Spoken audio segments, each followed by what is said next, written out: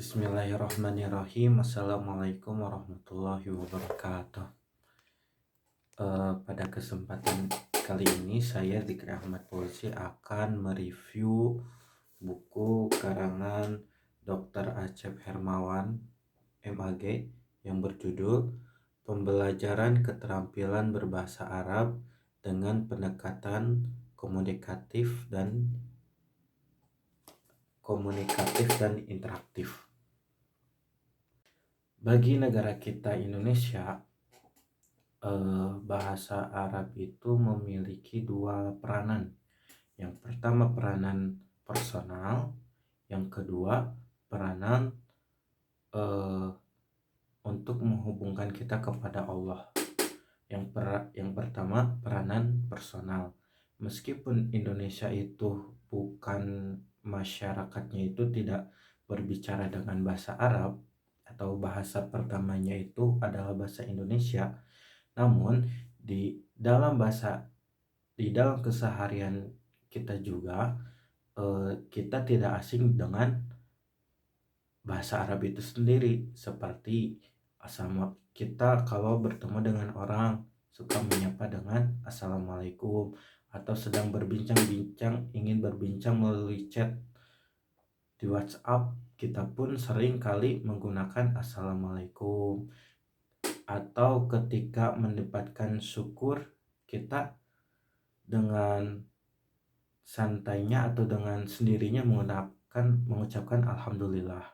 Jadi meskipun di Indonesia bahasa Arab itu bukan sebagai bahasa yang pertama atau bahasa ibunya, namun di Indonesia itu bahasa Arab itu bukan bahasa asing yang jarang kita dengar. Meskipun bahasa asing, tapi bahasa Arab itu adalah bahasa yang sering kita gunakan. Peranan kedua dalam bahasa Arab itu bahasa yang digunakan untuk mendekatkan diri kita kepada Allah. Kenapa demikian? Karena dalam kita beribadah, ketika kita sebagai orang muslim beribadah, banyak doa-doa atau bacaan-bacaan doa yang bacaan sholat atau bacaan-bacaan ketika kita beribadah itu menggunakan bahasa Arab. Semakin kita memahami bacaan tersebut, semakin besar pula kita bisa mendekatkan diri kepada Allah.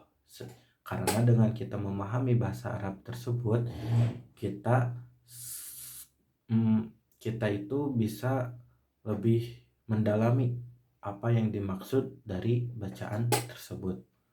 Oleh karena itu, pembelajaran bahasa Arab di Indonesia itu sangat penting dilaksanakan.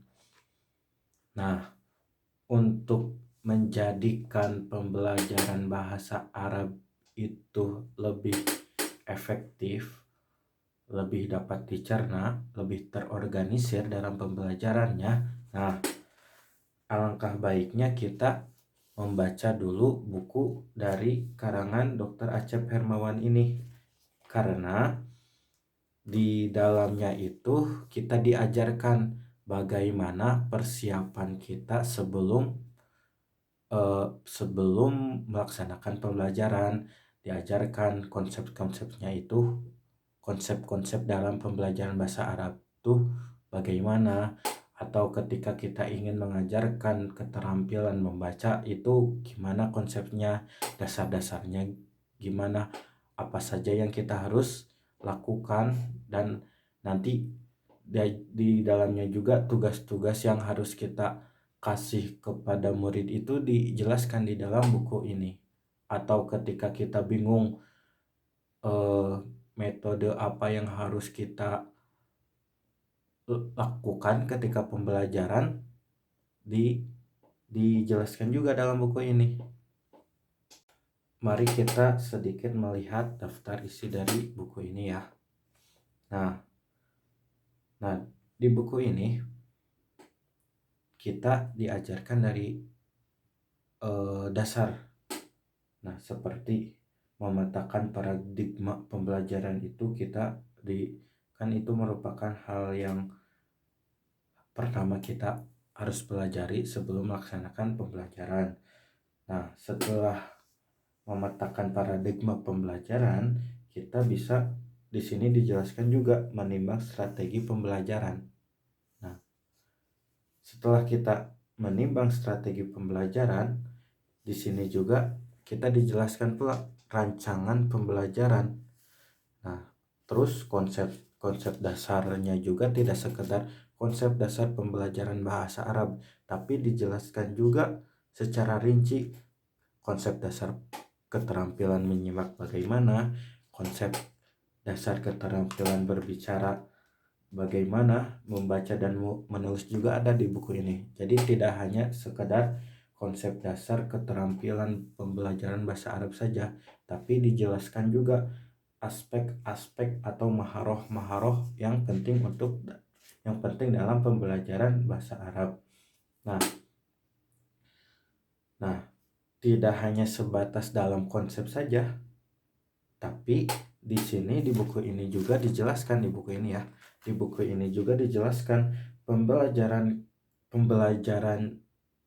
pembelajaran maharoh-maharoh dalam bahasa Arab.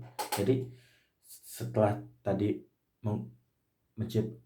membuat konsep, nah di pembelajarannya juga dijelaskan merancang tugasnya itu bagaimana, proses pembelajarannya itu bagaimana, pengayaan materi dan penilaiannya juga dijelaskan dalam buku ini.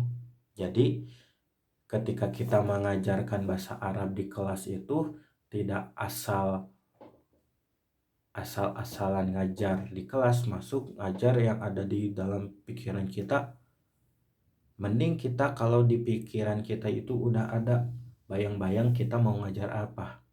Kan kalau kita tidak ada pemikiran tersebut, ketika kita masuk kelas tanpa merancang konsep pembelajarannya itu bagaimana,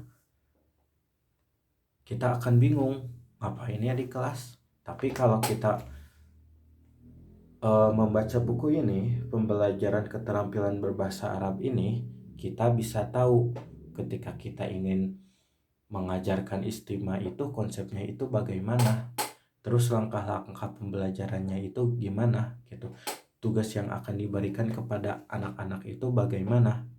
Nah, jadi ketika kita belajar akan mengajarkan bahasa Arab di kelas itu telah terstruktur apa yang kita akan lakukan di kelas, sehingga pembelajarannya itu eh, tidak sembarang belajar, jadi ada hasilnya, struktur lebih rapih, kemungkinan besar pembelajaran atau materi masuk ke dalam benak kepala siswa-siswi pun peluangnya itu akan lebih besar.